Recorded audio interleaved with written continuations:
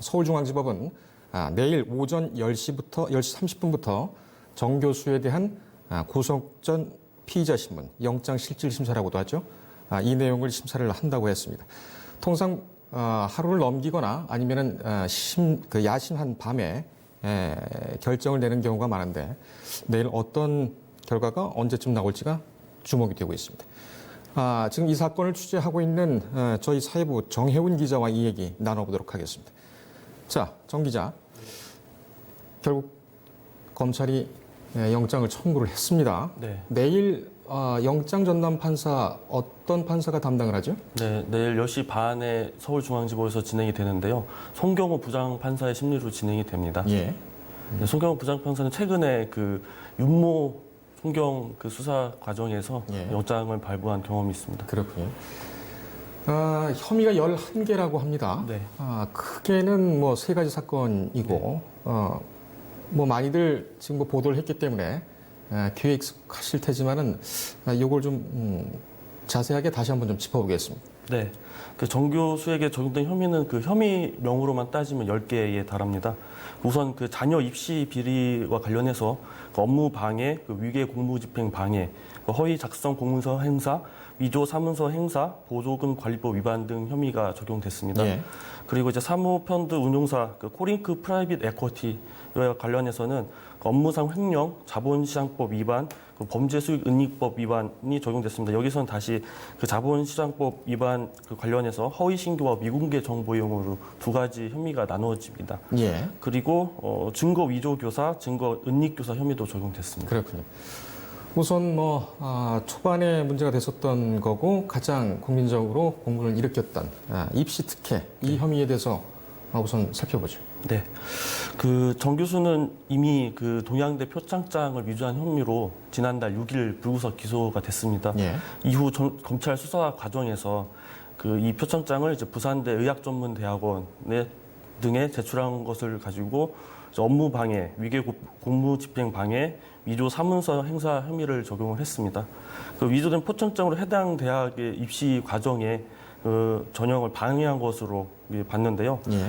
이 경우에는 국립대인 경우에는 위계 공무 집행 방해, 그리고 사립대인 경우에는 업무 방해가 적용됩니다. 그리고 또 하나 한국과학기술연구원 아니면 그 서울대 공익인권법센터 그 인턴 활동 결과를 허위로 받았다는 것과 관련해서 허위 작성 공문서 행사 혐의를 적용을 했습니다.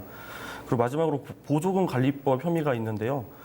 정 교수의 딸이 그 교재를 만드는 과정에 참여해서 보조금 총 160만 원을 받은 것으로 알려졌는데요. 예. 검찰은 이 사실을 허위로 판단한 것으로 보입니다. 예.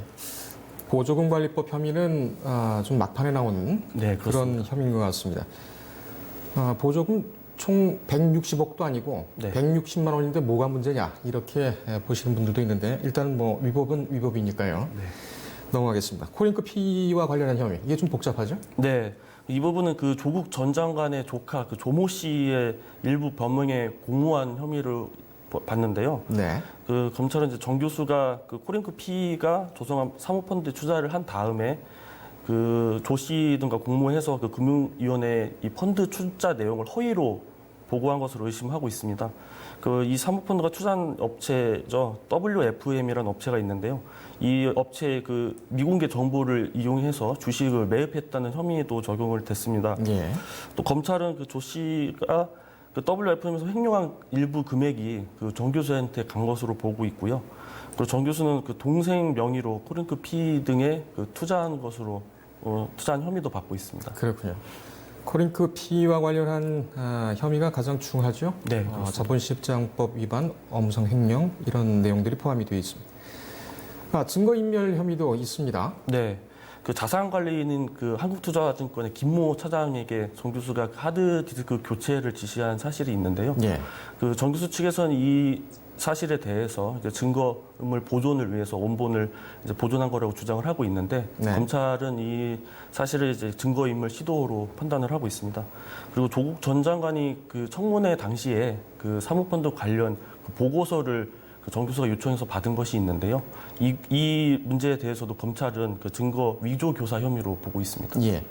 노트북 하나 뭐 문제가 됐던 게 있었죠? 네, 그렇습니다. 그거는 여기에 포함이 안 됐습니까? 예, 일단 이번 그 혐의가 구체적으로 다 드러난 바는 없지만 예. 그 노트북과 관련해서는 없는 걸로 알려져 있습니다. 이게 뭐 그 구속 수사가 있은 후에 최종적으로 기소가 될 때 이 부분도 또 포함이 될지도 또 중요한 관전 포인트인 것 같습니다.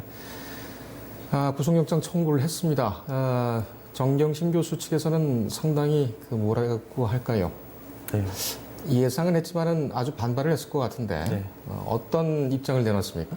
일단 그 정 교수 측 변호인이 어제 입장을 발표를 했는데요. 일단은 이번 수사 관련해서 조사가 광범위하게 이루어졌고 그리고 정 교수가 직접 6차례에 걸쳐서 조사를 받은 것이 마무리가 됐는데 예. 구속영장까지 청구된 것은 좀 과하다는 이런 입장을 전해왔고요.